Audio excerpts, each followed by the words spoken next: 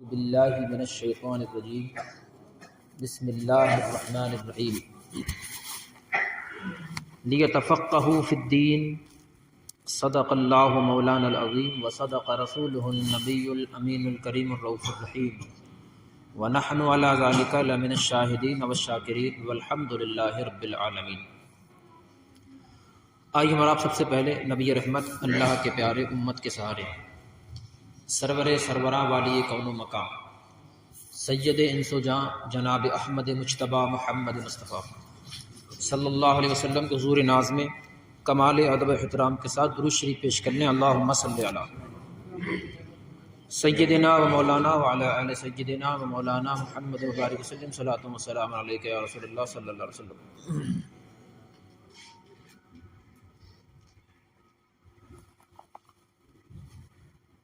اعلیٰ حضرت فاضل بریلوی رضی اللہ تعالیٰ عنہ اپنے سلامیہ کلام میں ارشاد فرماتے ہیں،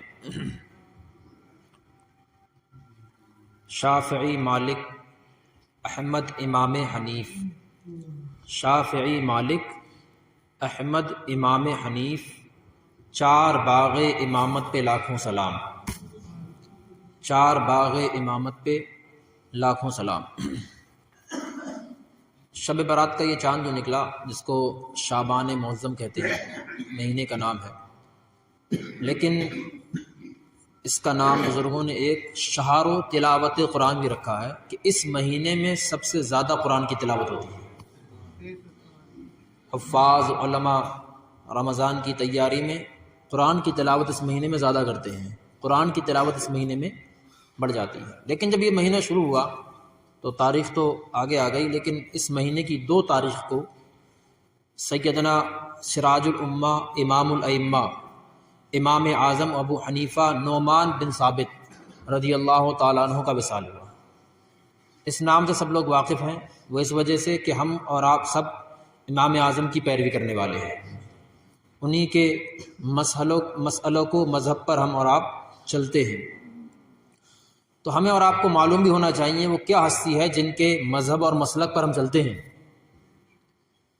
امام اعظم ابو حنیفہ رضی اللہ تعالیٰ عنہ 80 ہجری میں کوفہ کی سرزمین پر پیدا ہوئے۔ اس وقت آپ کوفہ میں پیدا ہوئے۔ کوفہ اس وقت محدثین کا دور تھا اور زیادہ تر صحابہ اکرام مدینہ سے ہجرت کر کے کوفہ آ گئے تھے، بڑے بڑے صحابہ اکرام۔ فقہ کے یہ پہلے امام ہیں، 4 امام ہوئے ہیں جیسا کہ سب کو معلوم ہے۔ سب سے پہلے امام اعظم ابو حنیفہ، دوسرے امام شافعی، تیسرے امام مالک، چوتھے امام احمد بن حنبل رضی اللہ تعالی عنہم اجمعین۔ یہ 4 فقہ کے امام ہوئے اور سب سے افضل امام اعظم ابو حنیفہ ہوئے جن کے ہم اور آپ مقلد ہیں، جن کی ہم اور آپ پیروی کرتے ہیں۔ تو 80 ہجری میں پیدا ہوئے امام اعظم ابو حنیفہ۔ تو پہلی شان امام اعظم کی یہ ہے، وہ یہ کہ امام اعظم وہ ہستی ہے چاروں مذہبوں میں اکیلے وہی ہیں جو تابعین ہیں۔ تابعین سے کہتے ہیں جس نے صحابی سے ملاقات کی۔ تو ہمارا آپ اپنی قسمت پہ ناز کریں کہ ہم اس کی پیروی کرتے ہیں جو ہمارا امام تابعین ہے، اور تابعین بھی کوئی عام تابعین نہیں ہے امام اعظم ابو حنیفہ، بلکہ جلیل القدر صحابہ سے آپ ملے، جلیل القدر صحابہ سے آپ نے سماع حدیث کیا، ان سے حدیث سنی، جس میں حضرت جابر بن عبداللہ رضی اللہ تعالیٰ عنہ مشہور صحابی، دوسرے حضرت انس بن مالک رضی اللہ تعالیٰ عنہ جلیل القدر صحابی۔ میں نے 2 صحابیوں کے نام بتائے جن کے ناموں سے آپ واقف ہیں، ورنہ تقریباً آپ کی ملاقات 21 صحابہ اکرام سے ہے، 21 صحابہ سے آپ کی ملاقات ہوئی، ان سے سماع حدیث کیا۔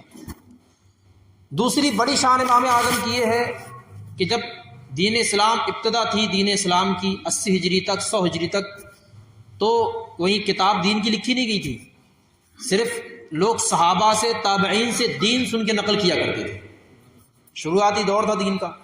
تو پہلی ہستی امام اعظم ہے کہ جنہوں نے فقہ کو رواج دیا۔ فقہ کہتے ہیں فقہ یعنی مسائل کو رواج دیا۔ پہلے بس ڈائریکٹ حدیث سنا کرتے تھے، صحابی سے سنتا، تابعین سے سنتے، اور عمل کیا کرتے تھے۔ سب سے پہلی ہستی امام اعظم وہ عالم دین ہیں جنہوں نے جو فقہ کو مرتب کیا اور قرآن و حدیث کا نچوڑ ہم تک پہنچایا۔ سب سے پہلی ہستی امام اعظم ابو حنیفہ ہے۔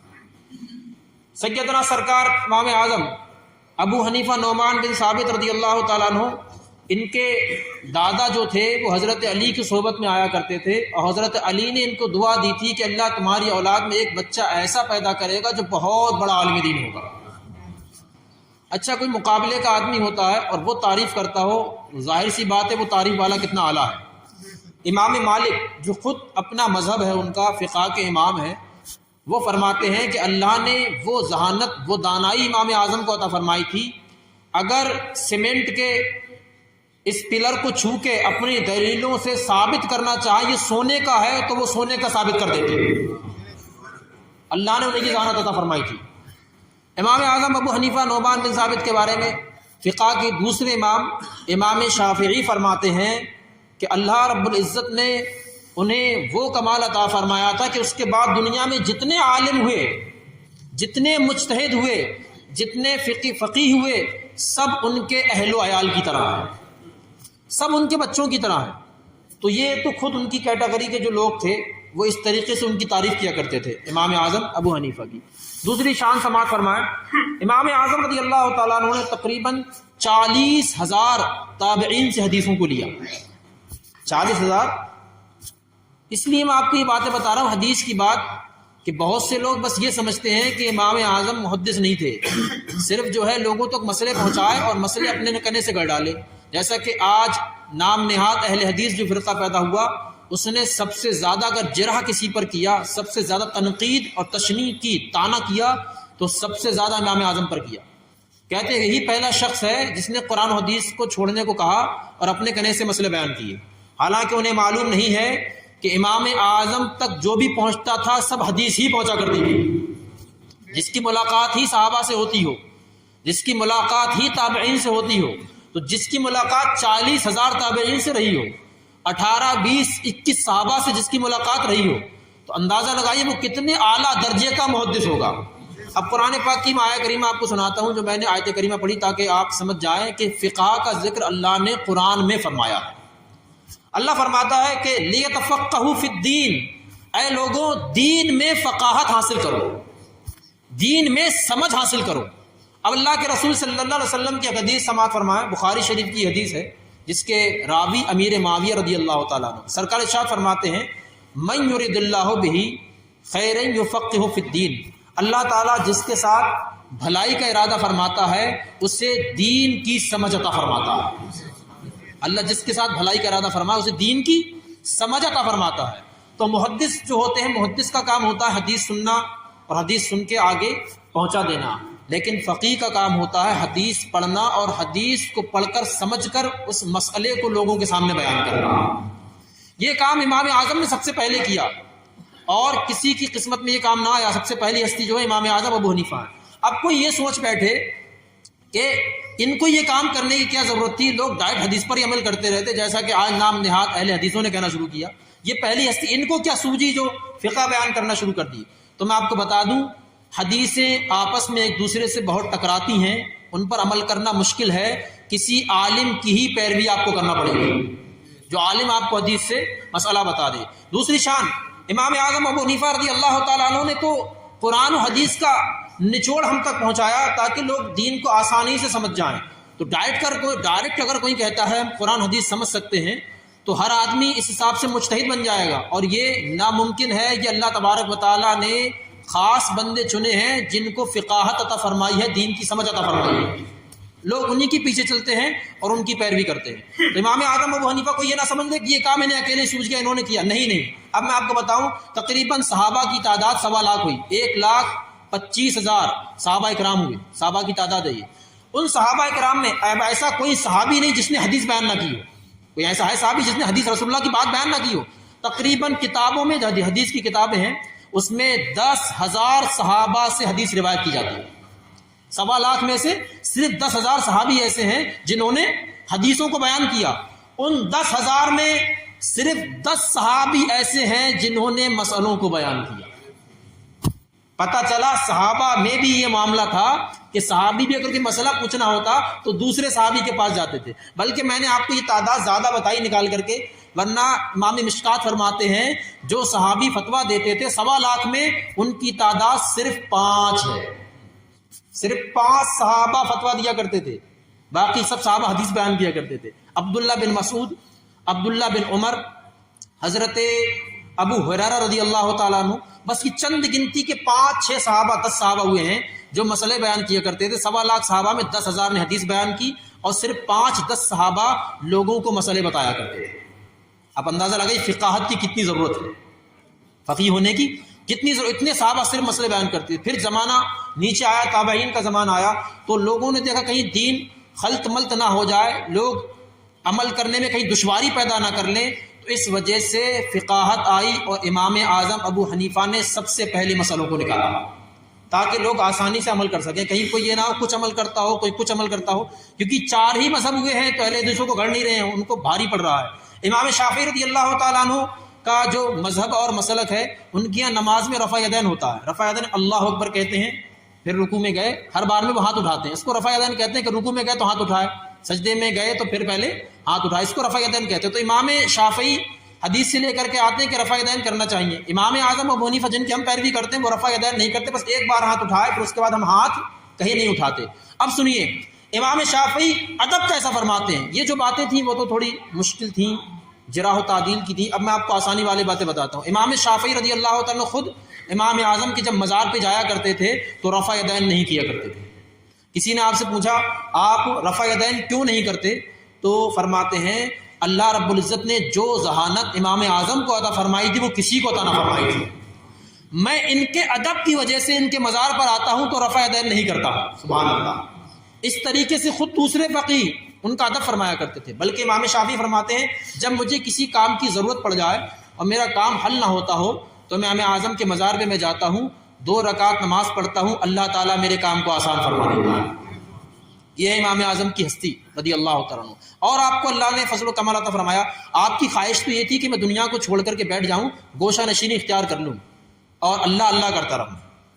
سرکار مدینہ صلی اللہ علیہ وسلم خام میں تشریف لاتے ہیں اور سرکار شاہ فرماتے ہیں اے نعمان تمہیں اس لیے پیدا نہیں کیا گیا ہے، تمہیں اس لیے پیدا کیا گیا ہے تاکہ تم گری ہوئی امت کو کھڑا کر دو، تمہیں گری ہوئی امت کو کھڑا کرنے کے لیے پیدا کیا گیا۔ تو امام اعظم اٹھے اور پھر دین کا کام شروع کیا، قرآن حدیث کا نچوڑ نکالا۔ تو اللہ رب العزت نے انہیں ایسا نہیں، صرف یہ ایک محدث تھے، ایک فقیہ تھے، آپ بہت بڑے عابد و زاہد اور اللہ والے تھے۔ اللہ نے آپ کو یہ شان عطا فرمائی تھی کہ کوئی وضو کرتا ہوتا اور جب کوئی بندہ وضو کرتا ہے تو اس کے جسم سے جو پانی نکلتا ہے اس سے اس کے گناہ جھڑتے ہیں، لیکن میں اور آپ وضو کرتے ہوں تو کسی کا دھون دیکھ کے تو نہیں کہہ سکتے یہ گناہ کرتا ہے۔ امام اعظم کو اللہ تعالیٰ نے وہ کشف عطا فرمایا تھا کہ آپ کوئی اگر وضو کرتا ہوتا تو دیکھ کر پہچان لیتے تھے کہ اس نے کیا گناہ کیا۔ ایک شخص وضو کر رہا تھا تو اس کے وضو سے جھڑ رہا تھا کہ یہ والدین کا نافرمان ہے، تو آپ نے اس شخص سے کہا اے شخص کیا تو والدین کی نافرمانی کرتا ہے؟ تیرے اعضائے وضو سے جو پانی ٹپک رہا ہے وہ پانی مجھے بتا رہا تو والدین کا نافرمان ہے، والدین کی نافرمانی سے توبہ کر تیرا وضو قبول ہو جائے گا۔ پھر آپ نے دیکھا کہ مجھے لوگوں کے گناہ دیکھتے ہیں تو آپ نے اللہ رب العزت کی بارگاہ میں عرض کی اللہ مجھ سے اس خوبی کو تو واپس لے لے، مجھے یہ پسند نہیں کہ لوگوں کے عیب دیکھوں۔ دیکھیے سبحان اللہ، اللہ والے کیسے ہوتے ہیں۔ پھر ایک جگہ منقول ہے امام شورانی فرماتے ہیں تقریباً 40 سال تک آپ نے بھی عشاء کے وضو سے فجر کی نماز ادا کی ہے، یہ وہ ہستی ہے۔ بلکہ جس جگہ آپ کا آج مزار ہے وہاں آپ نے 7000 مرتبہ قرآن پاک ختم کیا تھا۔ اب ماہ رمضان آ رہا ہے، ماہ رمضان کی آپ کے قرآن کی تلاوت کا حال یہ تھا کہ ماہ رمضان میں 61 مرتبہ قرآن پاک ختم کیا کرتے تھے، 61 مرتبہ، 60 مرتبہ تلاوت کر لیا کرتے تھے بیٹھ کر کے، اور 1 مرتبہ پورے رمضان میں تراویح میں ختم کیا کرتے تھے۔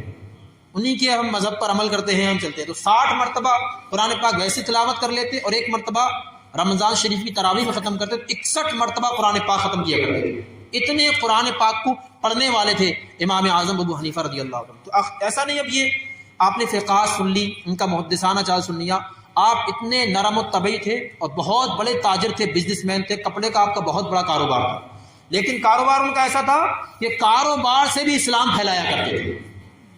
ایک عورت آپ کے پاس آئی اور آپ کا ایسے نہیں ایک دکان تھی بلکہ بہت بڑا کاروبار تھا، تو آپ کا لوگ کام کیا کرتے تھے، آپ صرف اس کا حساب لے پاتے تھے، اتنا بڑا کاروبار تھا کپڑے کا. ایک عورت دکان پر آپ کی کپڑا بیچنے آئی کہ یہ بڑے تاجر ہیں, میں ان کو اپنا کپڑا بیچ دیتی ہوں. تو اس نے کہا میں آپ کے پاس یہ کپڑا لے کر آئی ہوں, آپ مجھ سے 100 روپے کا لے لیں. قربان جائیے امام اعظم کی عظمت پر. آپ فرماتے ہیں اے عورت تو جو کپڑا بیچنے آئی ہے یہ کپڑا اتنا سستا نہیں ہے بلکہ اور مہنگا ہے. ہمیں تو کوئی اپنی مجبوری بیچنے آیا تو ہم تو فوراً اس کی مجبوری خریدنا پسند کرتے ہیں, مجبوری بھی نہیں چھوڑتے. لیکن امام اعظم کے پاس تو وہ عورت بیچنے آئی ہے بس اپنے آپ. امام اعظم فرماتے ہیں یہ کپڑا تیرا بی بی تھوڑا مہنگا ہے, تھوڑا سستا دام لگا رہی ہے اپنا. تو وہ عورت کہتی ہے پھر حضرت آپ بتائیے کیا ہے. تو وہ عورت کہتی ہے امام اعظم فرماتے ہیں تو ہی دام لگا, تیرا مال ہے. تو وہ کہتی ہے 200 روپے ہوگا. تو آپ نے فرمایا نہیں, اس کی قیمت اور زیادہ ہے, ایسا کر تو اپنے گھر سے آدمی کو لے کر کے. جب اپنے گھر سے آدمی کو لے کر کے آئی تو اس نے کہا اس کپڑے کی قیمت 500 روپے ہے. امام اعظم نے فرمایا یہ اس کی اصل قیمت ہے جو تیرا آدمی بتا رہا ہے. تو ان کی یہ شان تھی, ہم تو چوری کا مال بھی نہیں چھوڑتے, سوچتے ہیں یہ چوری کا ہوگا بعد میں چاہے خود پھنس جائیں. حالانکہ چوری کا مال خریدنا جو ہے وہ حرام ہے, نہیں خریدنا چاہیے, پتہ چل جائے. تو ہم تو ایسا مال بھی نہیں چھوڑتے, ہم تو مجبوریاں خرید لیتے ہیں. لیکن جنہوں نے اپنے تجارت سے اپنے بزنس سے بھی اسلام پھیلایا وہ تو یہ تھے کسی کی سستی چیز بھی نہیں خریدتے تھے. ان کی شان و شوکت تو یہ تھی. تو آپ نے 500 روپے کا وہ کپڑا خریدا. تو اس بی بی نے کہا اے امام ہم نے جھوٹ بول کر لوگوں کو تجارت کرتے دیکھا ہے, عیب مال کا چھپا کر تجارت کرتے دیکھا ہے, لیکن قربان جاؤ آپ کی شان پر, آپ تو میں مال خود بیچنے آئی تھی اور آپ نے اس کی اصل قیمت میں مجھے مال کے پیسے دیے. یہ شان امام. تو نرم و طبع بھی آپ اتنا تھے کہ آپ ایک جگہ سے گزر رہے تھے, بہت سے لوگوں پر آپ کا قرض تھا. تو ایک جگہ سے آپ گزر رہے تھے, ایک جنازے میں آپ شریک ہوئے تھے. تو بہت شدت کی دھوپ کی تیزی کے ساتھ تو ایک مکان تھا کھڑا ہوا, اس کے مکان کی دیوار کا سایہ پڑ رہا تھا. تو لوگوں نے کہا حضرت نماز جنازہ میں کچھ وقت ہے, آپ دیوار کے سائے میں کھڑے ہو جائیے. تو آپ فرماتے ہیں کہ میں دیوار کے سائے میں کھڑا نہیں ہو سکتا. تو لوگ کہتے ہیں کیوں نہیں کھڑے ہوں گے؟ تو آپ نے فرمایا جس کا یہ مکان ہے نا اس پر میرا قرض آ رہا ہے, اس پر پیسے آ رہے ہیں میرے, میں اس کی دیوار کے سائے میں کھڑا نہیں ہو سکتا. کہا کیوں؟ کہ کہتے فرماتے میں اس کے مال سے کوئی فائدہ حاصل نہیں کرنا چاہتا. قرض پر جو فائدہ حاصل کیا جائے وہ سود کہلاتا ہے, سود کی اصل تعریف قرض پر جو فائدہ حاصل کیا جائے. تو آپ فرماتے ہیں کہ میں اس کی دیوار کے سائے سے بھی فائدہ حاصل نہیں کرنا چاہتا, کہیں ایسا نہ ہو یہ سود میں نہ لکھ دیا جائے. اتنے تقوی طہارت کے حامل تھے فقاہت کے باوجود, محدثانہ چال کے بعد. آپ فرماتے نہیں میں اس کے سائے میں کھڑا نہیں ہو سکتا کیونکہ کہیں مجھے ایسا لگتا ہے کہ اس کے میں نے اسے قرض دے رکھا, کہیں اس کا فائدہ ایسا نہ ہو اس کے مکان کی دیوار سے میں نے سائے سے فائدہ لے لیا. ایک جگہ سے اور آپ گزر رہے تھے تو کیچڑ تھی وہاں پر, تو آپ نے تیز جب پیر رکھا تو پڑوس کی دیوار پر وہ کیچڑ پہنچ گئی. وہ یہودی کا مکان تھا, اس یہودی پر بھی آپ کا قرض آ رہا تھا. تو آپ نے سوچا کہ اس کو میں آواز دوں تاکہ اس کے میں پوچھ لوں بھائی تو مجھے معاف کر دے یا پھر میں اس کو جو ہے صاف کیے دیتا ہوں. امام اعظم نے جب دیکھا کہ اس شخص کو میں آواز دوں, اس سے پہلے وہ خود دروازے پر آ گئے یہودی. جب وہ دروازے پر آیا تو اس نے سوچا لگتا ہے قرض طلب کرنے آئے ہیں اپنا. وہ دیکھ کر کے فوراً واپس جانے لگا, کیونکہ ظاہر سی بات ہے جو قرض لیتا ہے وہ اپنے چہرے کو چھپائے پھرتا ہے کہ ایسا نہ ہو. یہ قرضہ بہت ڈینجر چیز ہے, آدمی کی نگاہوں کو چھپا دیتا ہے, نگاہوں کو یہ گرا دے. اللہ تبارک و تعالیٰ اس سے ہمیں آپ کو محفوظ رکھے. اللہ تبارک و تعالیٰ ایسے اسباب سے ہمیں بچائے اور اللہ تعالیٰ ہمارے لیے آسانیاں پیدا فرمائے. تو اس شخص نے اپنی نظروں کو جھکایا, واپس جانے لگا. تو آپ نے آواز دی اے یہودی واپس نہ جا, میں تجھ سے قرض نہیں لینے آیا ہوں بلکہ تیرے دیوار پر میرے پیر سے کیچڑ پڑ گئی ہے, میں یہ چاہتا ہوں, میں یہ سوچ رہا ہوں اس کو کیسے صاف کروں, میں تو یہ سوچ میں لگا ہوں اس کو کیسے صاف کروں. وہ کہتا حضرت آپ کے اس جملے نے کیچڑ تو بعد میں صاف کرنا, میرے دل کو صاف کر دیا. میں یہودیت سے توبہ کرتا ہوں, کلمہ پڑھ کے اسلام میں داخل ہو جاتا ہوں. کہ ایسے مسلمان ہیں تو ان کی تجارت نے, ان کے بزنس نے اسلام کو پھیلایا. تو ایسا نہیں وہ صرف ایک فقیہ تھے, ایک محدث تھے, بلکہ آپ بہت نرم و طبعی, بہت آپ کی تربیت نرم مزاج اور دین کا کام کرنے والے, دین اسلام کو پھیلانے والے. خلیفہ عبد الملک بن مروان اس وقت وہاں کا خلیفہ تھا جب آپ جس دور میں پیدا ہوئے. تو خلیفہ نے سوچا اتنا بڑا عالم دین ہے, اتنے بڑا فقاہت, اتنے ذہن والا, تو ان کو کیوں نہ میں چیف جسٹس بنا دوں, ڈی ایم بنا دوں, چیف جسٹس بنا دیا جائے. تو خلیفہ نے آپ کو طلب کیا. تو آپ تو پہلے اس میں وہاں جانا نہیں چاہ رہے تھے, لیکن آپ نے اس کی بات کو سننے کے لیے آپ چلے گئے.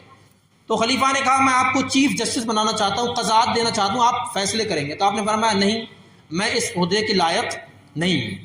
جب اس نے امام اعظم نے یہ بات کہی تو اس نے کہا کہ آپ یہ جھوٹ بول رہے ہیں کہ آپ اس عہدے کے لائق نہیں ہیں. تو امام اعظم نے کہا جب تو خود ہی مجھے جھوٹا کہہ رہا ہے تو جھوٹے کو چیف جسٹس نہیں بنانا چاہیے. جب تو مجھے خود ہی جھوٹا کہہ رہا ہے تو جھوٹے کو چیف جسٹس, تیرے جملے نے خود کہہ دیا کہ میں اس کے چیف جسٹس کے لائق نہیں ہوں. تو امام اعظم ابو حنیفہ رضی اللہ عنہ کی ذہانت تھی, اس لیے وجہ اس نے طلب کیا تھا. کس وجہ سے؟